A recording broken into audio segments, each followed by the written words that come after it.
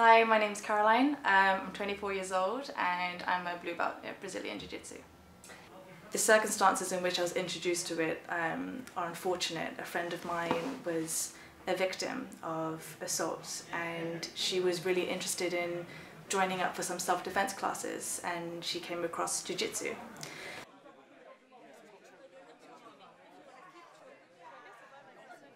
I really wanted to offer mental support for her because Jiu-Jitsu, if to the foreign eye, is a very intimate sport, which is quite intimidating for a lot of people. So I came along with her, and then after a few classes I started to fall in love with it.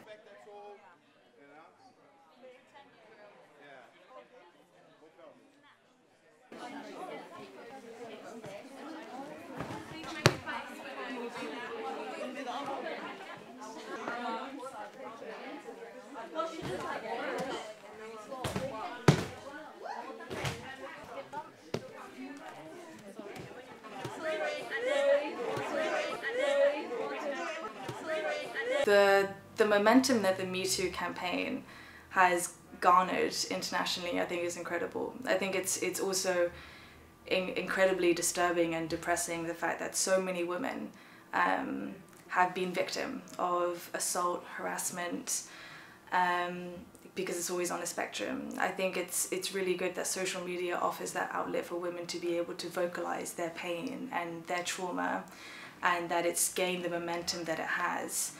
It's unfortunate to hear of the prevalence of it, and I think this represents a shift in societal attitudes, that women are finally having the courage to be able to vocalize what happened to them and be able to have some form of justice or closure for what happened to them. And unfortunately, the Me Too campaign has received a lot of criticism, predominantly from the opposite sex, that it's some sort of movement to, I guess, hate men, and I don't think that that's the case at all. It's just offering an outlet for women to be able to express what happened to them and to be able to shed light on the fact that so many women feel ashamed for what happened to them, and that they're to blame, and that they're responsible for what happened to them, and that's absolutely not the case.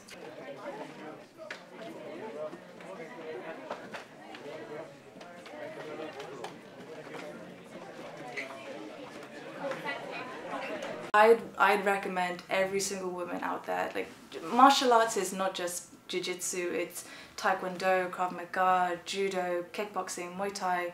It encompasses so many different facets, and I think, me personally, training martial arts has boosted my self-confidence, my self-esteem, it's built mental fortitude and resilience, and it's unfortunate that we live in a society in which women have to be concerned about their safety.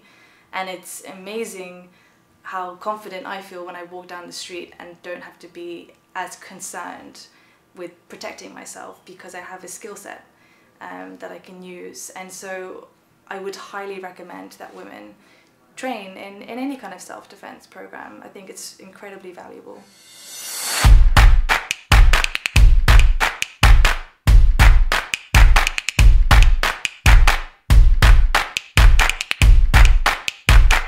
My name's Nina, I'm from Southwest London and I'm a brown belt in Brazilian Jiu-Jitsu.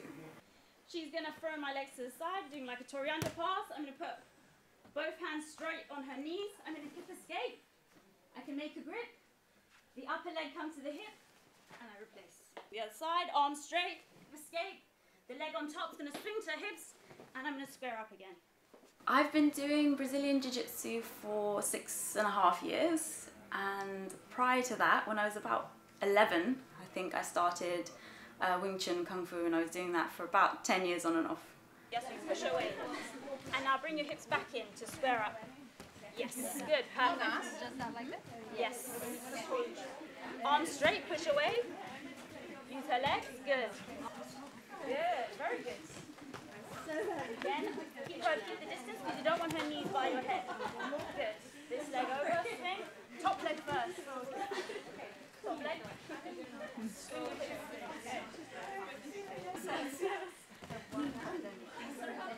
Yeah, just 10 on each side and then switch.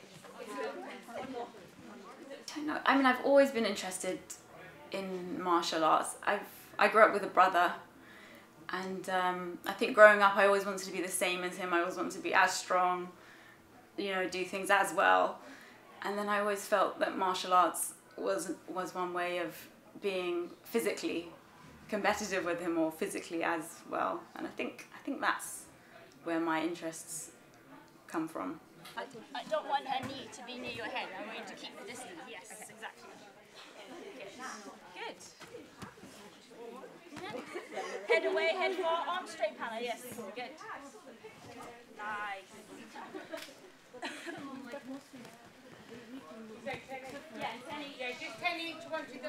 The first competition I did was not a great experience. It didn't last very long. I was completely overpowered. But the thing that always drove me to continue competing is because I found it so challenging, and I used to get so nervous. I used to constantly push myself just to kind of overcome those nerves and overcome the challenge. And today, I still get a bit of nerves, but I find that mostly I do enjoy it. It's maybe 60–70% of it's mental, I think. If you're not calm, if you are nervous, most likely you're either going to get really, really tired, or you'll just be too nervous to do anything.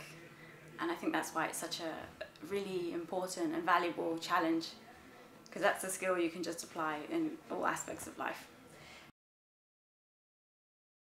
There's been this view that you should just accept it, even though maybe people knew it was wrong. It was never made public. So it's not as if today it's happening more. It's just that people are vocalizing it and accepting that it's wrong. So I think it's really, really positive that that's now become mainstream. It's become mainstream that this behavior is unacceptable, even though morally, if you spoke to people on a one-to-one basis, of course they would say, well, that's inappropriate behavior, or perhaps that's even sexual assault. But actually there's this acquiescence about it. But now, because it's become mainstream, because of movements like Me Too, everyone will accept that that's not okay. And that's really positive for women's empowerment, but also for all of society. When you take down, go down walk. Stay clear. I would highly recommend martial arts for women, particularly jiu-jitsu, because jiu-jitsu, there are no strikes involved in jiu-jitsu. It's grappling, so it's very realistic in terms of any kind of combat situations on the street, and also there are submission holds and chokes and things. There's no punching or hitting, or there's no violence in that sense. So in terms of, if you consider women are, you know, physically weaker than men, it's actually ideal for women, because it teaches you how to overcome someone who's stronger than you. That's the idea. Jiu-jitsu actually translates into the gentle art. So actually, if you are physically weaker, you can combat someone, or you can defend yourself appropriately. And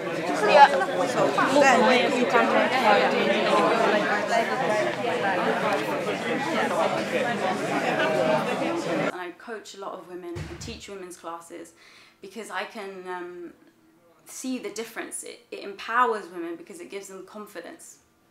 It gives them confidence. It might be that, you know, hopefully no one will ever be in a situation where they're attacked or something horrible like that happens, but the point is they will feel confident and be fearless if such a situation may occur. They will prevent those situations occurring.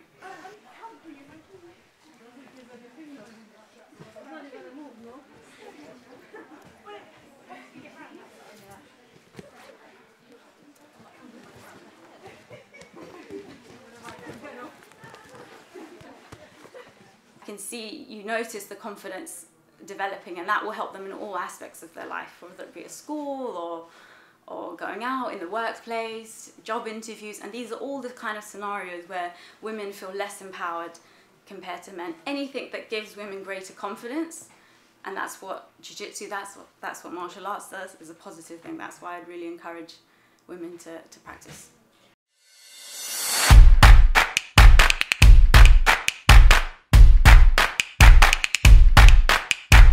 My name's Jasmine Wilson. I'm from Owlsbury in Buckinghamshire, and I'm a black belt. So what we're going to do, we're going to do some guard passing, the last little bit, so you can stay in the partner you're in, and it's just going to be person on top, I want to get past the legs. Person on the bottom, you want to pass. If the person turtles, so if we do get out the legs, start getting to the side and the person turtles, don't stop. No one's got anything then. You have to make sure you either get her back down, choke, or get your hooks in. Don't stop just because the person turtles. Keep going. My son was already training from when he started training when he was 4. So I wanted to get back. I hadn't done anything for a few years after having him, so I wanted to get back into doing something. And because I'd done martial arts when I was younger, I just thought I'd come and start training doing jiu-jitsu again because they had a few girls here. So what you're going to do, you're going to get your partner to push you. You're going to make sure you tuck your chin. Tuck your chin, squat down, and then do the backwards break fall. So your partner's going to push you. You're going to squat down and make sure you break your fall. Then your partner's going to come towards you a bit and you're going to push her away with your legs so you've got room to make sure you can sit up. Once you've got room, your partner's away. Obviously me and Nina run the females classes, trying to get more females in, and we're really lucky we've got a lot of girls, and I think because me and Nina we also compete a lot and things, so it seems to be helping women come and train, and we get a lot of visitors come over as well from abroad. They come and visit to come and train with us, so it's quite a mixture. And there's people who compete, there's people who just train just to keep fit, so there's quite a mixture in that. And then some people just come once a week just a hobby, for something to do. So yeah, we've got quite a mixture of people that come. And when you know you've got room, then you're going to come up and do your technical stand-up to make it more realistic. Let's try. So grab a partner and you're just going to go back and forth. For me, altogether now I've been training like 9 years. So it was quite, I competed quite a bit and then I went to some bigger competitions, so I think that helped with my progress. If you win certain ones, then they put you onto the next belt, and I got my black belt quite quick because I won the worlds at brown belt. So I got it quite quick. So it just depends if you compete. Because with jiu-jitsu it's all different. It depends if you compete or if you just train. There's like different ways to get in your belts. And when I first started, I used to watch a lot of Roger Gracie and Sacks, their stuff. And when they were competing, they were the 2 girls that I were really impressed by. And then obviously we're so lucky because we've got Roger here, and Roger's obviously one of the best grapplers in the world. So yeah.